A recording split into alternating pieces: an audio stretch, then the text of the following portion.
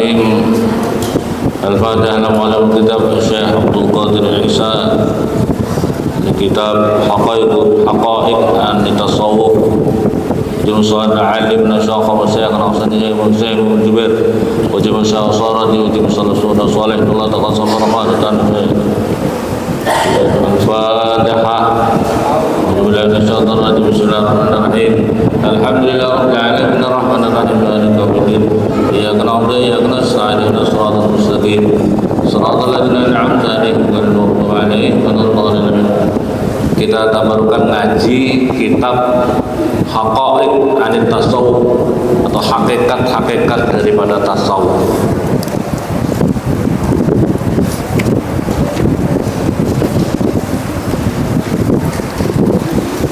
Bismillahirrahmanirrahim. Qala al-mu'allif rahimahullah ta'ala wa nafa'ana bi'ulumihi fid dharain. Ta'rifut tasawuf atau definisinya tasawuf. Jadi ketika kita berbicara tasawuf atau kita berbicara tasawuf, maka kita harus mengikuti para tokoh-tokohnya ulama-ulama ahli tasawuf. Jangan kita otak-atik maduk. Jangan kita mau membuat tafsir-tafsir sendiri atau pemahaman-pemahaman sendiri. Kita harus kembali kepada ulama-ulama ahli tasawufnya. Maka kemarin kan seorang syekh yang ada di sini, maka diantara yang tokoh-tokoh tasawuf itu adalah Syekh Abdul Qadir Jilani, Syekh Abdul Badawi, Syekh Abdul Qadir, Syekh Abdul Qadir, Syekh Ahmad Al-Badawi, Syekh Ahmad Ar-Rifai. Di antaranya tokoh-tokohnya. Terus kemudian Al-Imam Al-Junaidi, Ma'ruf Al-Karim, Imam Al-Ghazali. Jadi kita jangan keluar daripada pemahaman tasawuf yang sekarang banyak orang-orang berbicara tasawuf tapi tidak bersandar kepada ulama-ulama yang muktabarah. Sama dengan kita berbicara fikih, kita ketika berbicara fikih maka harus mengikuti ulama-ulama yang muktabarah. Kalau di dalam tasawuf juga harus mengikuti ulama-ulama yang muktabarah. Jangan sempalan-sempalan yang tidak jelas. Qala berkata Syekh Al-Qadhi Syekhul Islam Zakaria Al-Ansari, seorang qadhi Syekhul Islam yang menjadi syekhnya Islam, gurunya orang Islam, yaitu Syekh Zakaria Al-Ansari rahimahullah taala. At-tasawufu tasawuf. Apa yang dinamakan tasawuf? Ilmu itu suatu ilmu tu'rafu yang diketahui dengan ilmu apa ahwalu tazkiyatin nufus, apa mengetahui perilaku-perilaku untuk mensucikan beberapa jiwa, atau apa ahwalu tazkiyatin nufus, atau ilmu-ilmu bagaimana caranya untuk bisa mensucikan jiwa. Inilah yang namanya tasawuf. Watasfiyatul akhlaqi, dan tasawuf itu maksudnya apa? Untuk membersihkan budi pekerti. Wa ta'miri zahir wal batin, dan untuk membangun zahir batin diri kita, linaili sa'adah, untuk kebahagiaan yang selama-lamanya, yaitu kebahagiaan akhirat nanti. Inilah tasawuf. Jadi tasawuf itu definisinya adalah seperti ini. Ya, diantaranya apa? Ahwal tazkiyatin nafas. Yang pertama adalah untuk membersihkan, mensucikan jiwa kita daripada penyakit-penyakit jiwa kita, yaitu sombong, takabur, jahil, kebodohan, termasuk ya. Untuk membersihkan akhlak kita, dan untuk ta'mir zahirul batin, untuk membangun zahir batin kita. Membangun zahir batin kita ini penting, ilmu harus dilengkapi, syariatnya harus belajar, ya, tasawufnya. Syariat itu juga meliputi bagaimana kita mau ngomong hakikat ma'rifat. Wong tafsir, satu tafsir aja tidak pernah khatam. Ya, mau bicara hakikat ma'rifat, baca tafsir Jalalain aja tidak pernah khatam. Hakikat ma'rifat Bukhari Muslim tidak pernah khatam. Ya, nggak pernah baca Bukhari, nggak pernah hatam, dan hatam di depan guru. Jangan apa itu hanya comot sana comot sini. Pernah enggak punya sanad menghatamkan Bukhari, menghatamkan Muslim? Punya sanadnya apa tidak? Fikih apa yang sudah pernah dihatamkan dan lain sebagainya ya. Ini zahir, makanya kita harus belajar, harus ngaji. Wa yaqulu, dan berkata Syekh Ahmad Zarruq rahimahullah taala, at-tasawuf utawi tasawuf ilmun itu suatu ilmu kusida yang ditujukan apa li islahil qulub, untuk memperbaiki hati, wa ifraduha, dan apa itu memfokuskan hati lillahi karena Allah. Jadi memfokuskan hati, nyuwijene yang memfokuskan ya, memfokuskan hati karena Allah Ta'ala, amal dari perkara siwa yang selainnya Allah. Itu namanya tasawuf. Jadi memfokuskan seluruh aktivitas hatinya, seluruh aktivitas zahir batinnya fokus karena Allah, tidak bertentangan dengan Allah. Imtisalul awamir wajtinabun nawahi, amma siwahu, mensucikan karena Allah betul-betul daripada selain Allah. Tidak ada di dalam dirinya orang yang bertasawuf itu kemudian motivasinya karena hal-hal yang bersifat duniawi. Ya, tidak karena hal-hal yang duniawi, mencari apa? Mencari kesombongan, mencari pengaruh, mencari pengikut, ya. Orang ahli tasawuf itu motivasinya betul-betul lillahi ta'ala. Motivasinya itu bukan karena mencari wah duniawi, bukan mencari nafsu duniawi. Nafsu duniawi itu apa? Di antaranya adalah karena mencari keuntungan duniawi, atau mencari jabatan duniawi. Itu motivasinya, itu jangan ditinggalkan, kalau kita bicara tasawuf. Atau kesenangan nafsu duniawi, itu dihindarkan semuanya, difokuskan karena Allah. Apakah kalau sudah karena Allah tidak ngurus keluarga, tidak ngurus dunia? Ngurus, boleh ngurus, tapi harus karena Allah, harus lillahi ta'ala, gitu loh. Fokus hatinya itu karena Allah, betul-betul hatinya karena Allah. Terus wal fikhu, dan utai namanya fikih li islahil amal, untuk memperbaiki amal perbuatan kita itu bisa benar kalau kita punya fikih. Jadi fikih itu adalah apa itu? Adalah untuk memperbaiki amal. Bagaimana memperbaiki hati wong amalnya tidak benar? Ya. Bagaimana memperbaiki hati kalau amalnya tidak benar? Ya. Wahibdin nizam, dan untuk menjaga aturan-aturannya, itu fikih. Wa zuhuril hikmah, dan menampakkan hikmah bil ahkam, dengan beberapa hukum-hukum agama itu. Wal usul, dan utai usul dasar agama ini ilmu tauhid, adalah namanya ilmu tauhid. Litahqiqil muqaddimat bil barahin, untuk mewujudkan, untuk mentahqiq daripada pendahuluan muqaddimat bil barahin, dengan apa, dalil-dalil. Ini tauhid perlu kita pelajari. Ya, tauhid kita harus pelajari juga. Tauhid itu artinya apa? Supaya kita ini mengesahkan Allah betul-betul diyakini dengan hati, otak kita itu tidak ada keraguan sama sekali. Karena apa? Ada dalilnya, ya. Dan ada dalilnya dan logikanya. Dalil dan logika, sehingga otak kita jika dimasuki dengan, dicuci otak dengan yang lain, nggak akan bisa diterima. Misalnya seperti ini, Allah itu wujud, ini tauhid. Logikanya gimana? Wujud. Oh, dalilnya ini, dalilnya apa? Kita harus bisa mengerti Allah mukhalafah, Allah kita. Nah, dan lain sebagainya. Allah tidak bisa bersama, ada persamaan dengan makhluk yang lain. Dan ini adalah urusan ilmu tauhid. Terus yang berikutnya usul ini tauhidnya wa takhliyatul iman, dan untuk menghiasi iman bil iqani dengan suatu keyakinan. Atib seperti ilmu kedokteran lihibdil abdan, untuk menjaga badan kita. Wakan nahwi, dan seperti ilmu nahwu liislahi lisan, untuk memperbaiki lisan kita. Ila ghairi dzalik, pada selainnya itu semuanya. Itu menurut Syekh Zarruq.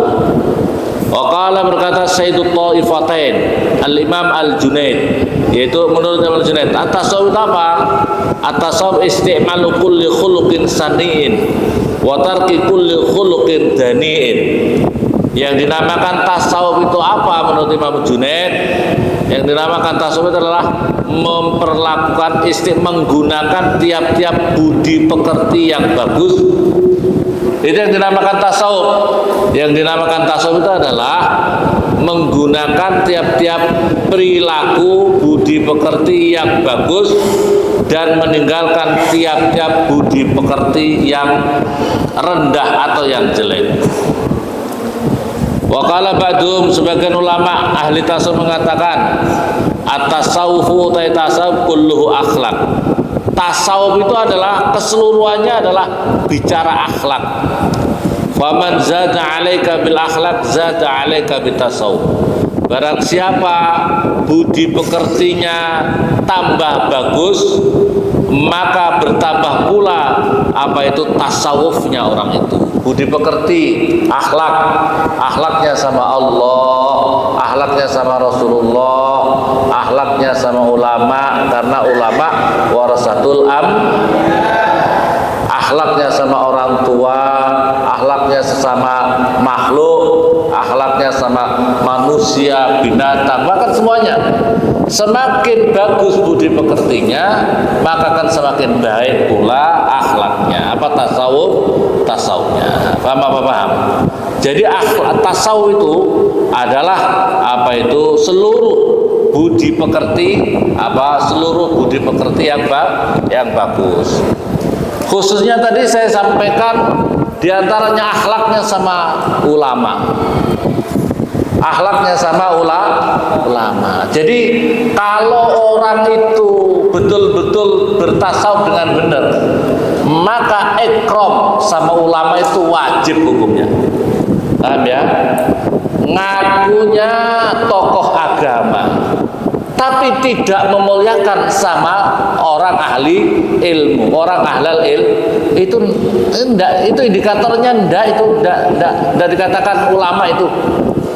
Dinamakan ulama itu berarti dirinya harus menghormati ulama juga. Kalau kamu jadi ulama kok malah dengki, iri hati, ihanah, meremehkan ulama yang lain, itu berarti kamu, indikatornya siapa? Orang yang merasa sok, paling mengaku dirinya hebat, kemudian meremehkan orang lain, siapa? Iblis. Karena saya kan ulama, saya ini kan terkenal ulama, ahli ibadah segala macam. Masa saya harus memberikan hormat sama orang junior? Ada. Maka oleh karena itu saya mendapatkan cerita ini, saya lihat di Gus Yasin. Jadi Mbah Yememun Zubair ini pernah kedatangan ulama. Ada ulama, tapi begitu ulama itu pokoknya ulama begitu menyampaikan materi, tiba-tiba menyampaikan tentang masalah politik, menerima dalam masalah politik. Terus Gus Yasin langsung pulang, wah ini kalau sudah bicara segala macam di forum ngaji kok ngomongnya sama politik. Kalau memang forum politik, kalau memang ngaji kajian masalah apa, ngaji masalah apa. Misalnya kita lagi ngaji tasawuf, ini enggak usah bicara tentang politik partai apa, enggak usah. Kalau masalah ini lagi disiplin ngaji ini gitu loh. Ngaji fikih, ngasih tahu tasawuf. Kalau nanti bab tersendiri, bab politik. Nah, Gus Yassin itu udah langsung pulang. Gus Yassin putranya Mbah Kiai Maimun yang sekarang menjadi wakil gubernur Jawa Tengah. Tapi setelah itu mana? Ya, panggil sama Mbak Yai. Mana uang kamu semuanya yang ada di rumah? Amplop semua kasihkan sama ulama. Pesannya apa? Tidak boleh, Mbak Yai Maimun adalah tidak boleh orang tidak hormat sama ulama. Sekalipun tidak cocok dalam satu dua perilakunya. Tapi kalau kamu, nah ini saya juga punya dari Mbak Kiai Maimun juga, kalau kamu ingin anak-anak kamu menjadi ulama-ulama, maka jangan sampai engkau suka meremehkan ulama. Sekalipun itu, yang namanya ulama itu siapa? Ulama ya tingkatan-tingkatan. Misalnya ada tukang ngaji ngurus ngaji di TPQ, walaupun muridnya 1-2 orang, hormati, hargai, karena dia orang yang memanfaatkan ilmunya manfaat. Kadang-kadang orang titelnya Masya Allah S1, S2, S3, doktor, profesor, sampai provokator, ya. Ada prof itu, ada profesor, ada provokator, ya. Naudzubillah umpamanya misalnya. Tapi tidak pernah nyentuh anak-anak, tidak pernah ilmunya diberikan ngajar ngaji, tidak pernah dirinya mampu untuk mengantarkan anak-anak bisa ngaji, bisa baca sulam safinah, bisa jurumiyah, bisa fathul qorib, tidak pernah. Titelnya tidak karu-karuan, tapi tidak mampu mengantarkan anak-anak bisa ngaji. Maka hormati ulama-ulama itu, hormati sekalipun dirinya ngajar ngaji dengan. Makanya kalau kamu ingin anak-anak kamu menjadi orang-orang ulama, jangan suka meremehkan ulama atau tokoh-tokoh agama. Inilah yang diajarkan Mbah Kiai Maimun Zubair. Yang diajarkan Mbah Kiai Maimun Zubair itu seperti ini. Jangan suka meremehkan. Kalau kau suka meremehkan, itu banyak cerita tentang ini. Kalau suka meremehkan, lihat saja anak-anak kamu nanti susah untuk dijadikan ulama-ulama. Jadi ulama-ulama susah. Paham ya? Maka seperti kemarin ada ulama datang dari Mesir, di sini memberikan sanad.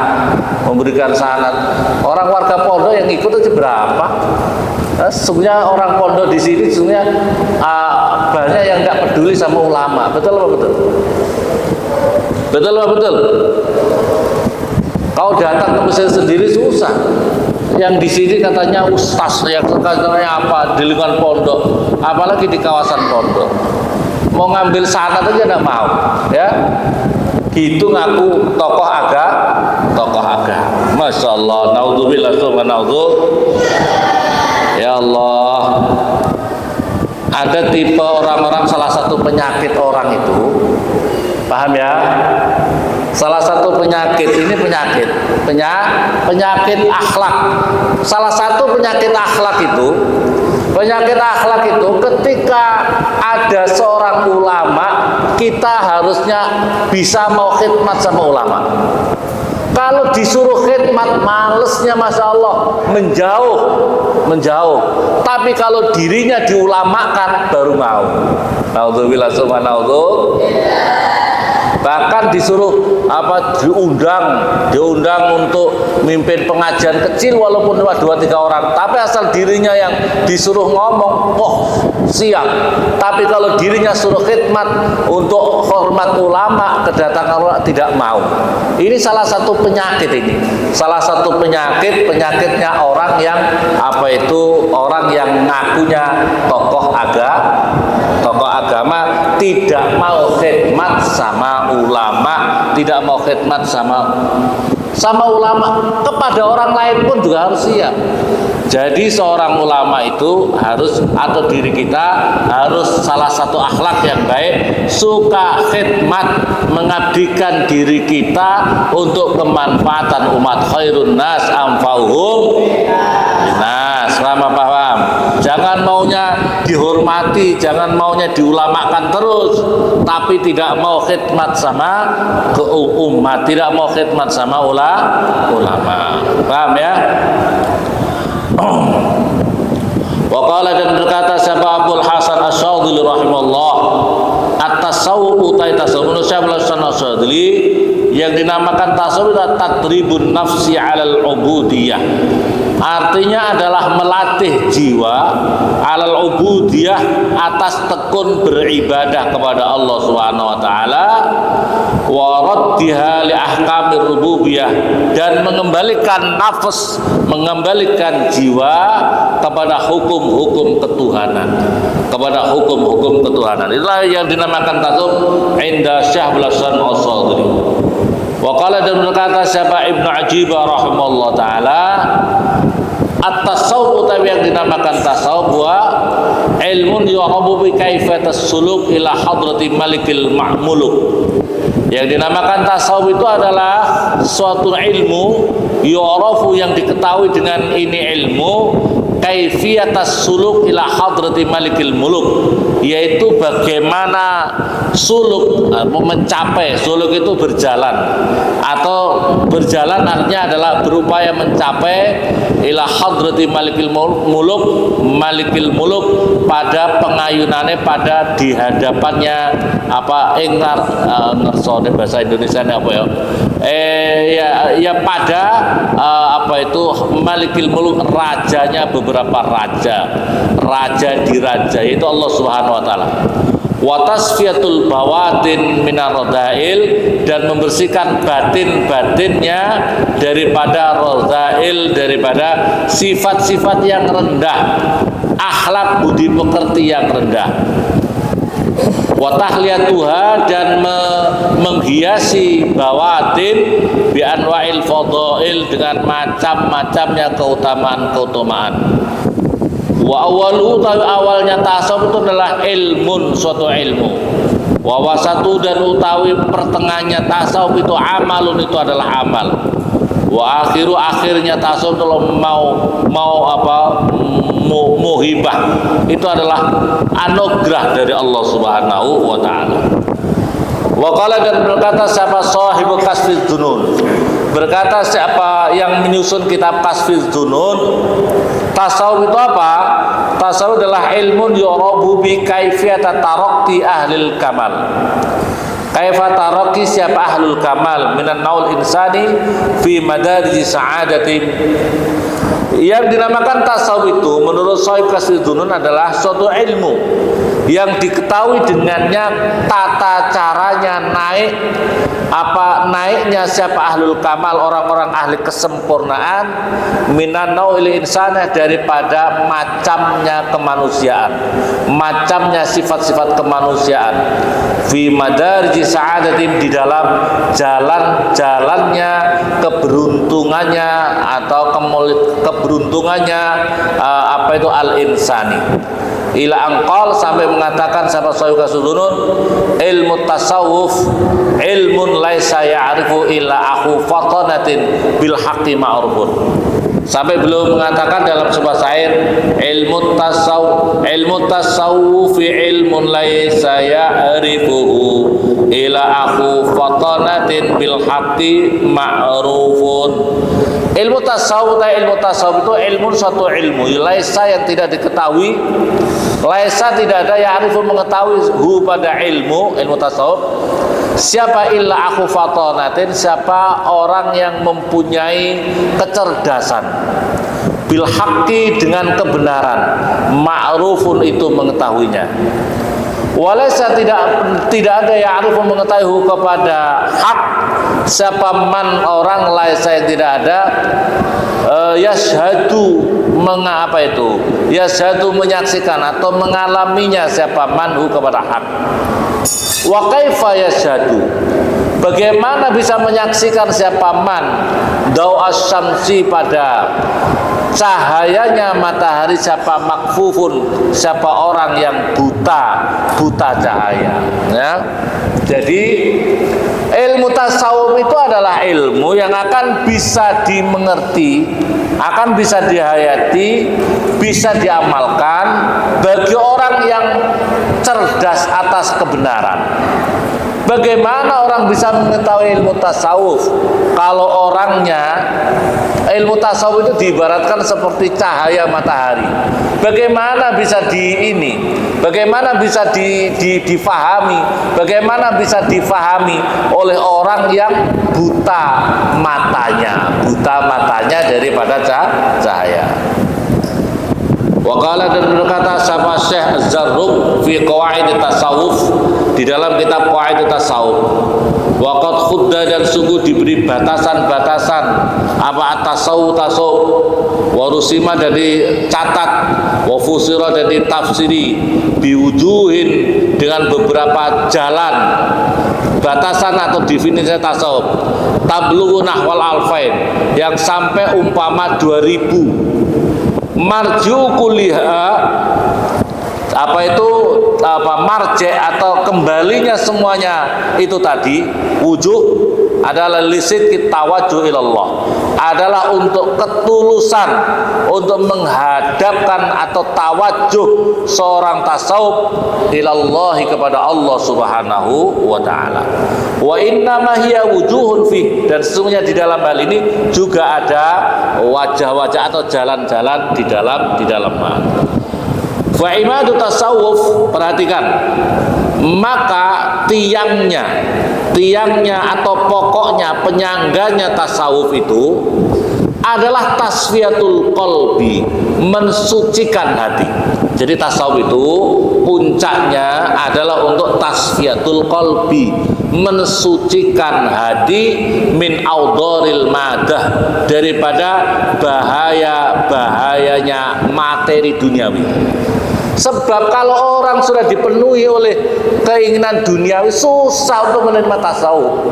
Karena tasawuf itu untuk mensucikan hati. Orang kalau sudah dipenuhi hatinya oleh hal-hal yang duniawi, tidak akan dapat. Contohnya apa? Fir'aun. Contoh apa? Pak? Contohnya Fir'aun, karena terlalu cinta jabatannya, tidak mau menerima ajakannya Nabi Musa. Sekalipun ajakan Nabi Musa ada mukjizat yang berbagai macam, membelah lautan, tongkat bisa makan seluruh ikan, ular-ularnya ahli sihir, semuanya itu mukjizat tidak diterima. Karena otaknya Fir'aun karena sudah dipenuhi oleh nafsu jabatannya. Qarun itu adalah orang yang terlalu cinta. Qarun itu terkenal orang hafal Taurat, orangnya ahli ibadah, top, kaya raya, tidak karu-karuan, kaya raya. Qarun itu kaya raya, sampai kuncinya itu saking besarnya harus diangkat sekian banyak orang baru bisa buka gudang hartanya, itu harus diangkat sekian banyak. Kalau pencuri 1-2 orang nggak bisa buka karena kunci gudangnya aja. Tapi karena apa? Kemudian dia terlalu cinta dunia, cinta harta bendanya, maka apa? Tidak bisa menerima dakwahnya Nabi Musa, tidak mau menerima dakwahnya Nabi Musa, maka akhirnya ditenggelamkan. Siapapun Anda, apakah Anda kiai, apakah Anda ustadz, ataukah Anda orang biasa-biasa saja, kalau otak kalian sudah dipenuhi oleh nafsu jabatan, oleh nafsu dunia, maka tujuan kamu untuk mengabdi sama Allah mesti akan nomor 2, mesti akan dinomor-2kan. Betul apa betul? Bahkan akan ditinggalkan. Naudzubillah summa naudzubillah. Dan tasawuf ini pentingnya supaya hati kita ini tetap bersih daripada min audoril madah, dari bahayanya materi-materi duniawi. Wa qiwamuh, dan utai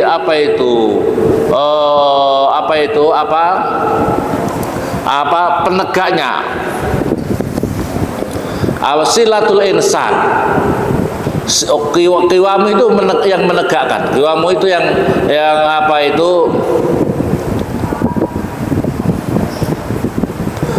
waqiwamuhu utawi puncaknya atau penegaknya daripada tasawuf itu silatul insan, itu menyambungnya manusia bil khaliqil alam, dengan sang pencipta alam yang agung.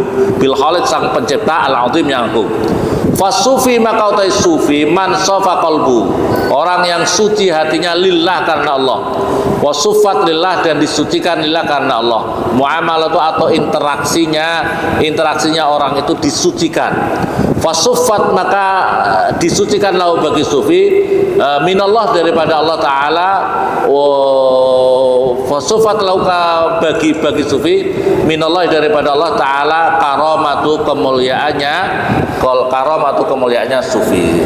Ini adalah pembuka. Semoga Allah Subhanahu wa taala menganugerahkan buat kita dengan ngaji ini supaya ya diri kita berupaya untuk mensucikan zahir batin kita. Zahir kita dengan syariat-syariat kita yang betul, batin kita dengan tasawuf disucikan daripada rodail qulub, atau hal-hal yang rendah, perilaku rendah yang di dalam hati kita. Semoga bermanfaat. Al-Fatihah.